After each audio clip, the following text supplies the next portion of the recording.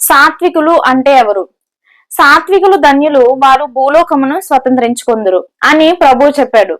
గర్విష్ఠులు, పొగరుగా ఉన్నవారు వారి మాటలతోనూ చేష్టలతోనూ చాలా హడావిడి చేస్తారు గాని అసలు భూలోకాన్ని స్వతంత్రించుకొని దాన్ని ఏలేవారు మాత్రం సాత్వికులైన దేవుని బిడ్డలే.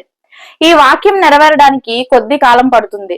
నిజంగా సాత్వికులైన మనుషుల చేతికి భూలోక రాజ్య పరిపాలన అప్పగించబడిన రోజున ఈ మాట నెరవేరడాన్ని మనం ప్రత్యక్షంగా చూస్తాం. సాత్వికులు ధన్యులు, వారు భూలోకమును స్వతంత్రించుకొందురు అనే ప్రభు మాట ఈ భూమి మీదే నెరవేరబోతుంది.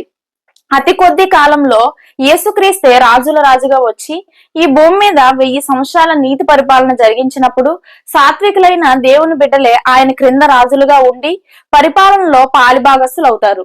ఆ తరువాత కొత్త ఆకాశం, కొత్త భూమి సృష్టించబడినప్పుడు అందులో ప్రభుతో పాటు నిత్యం జీవించేది ఈ సాత్వికులే.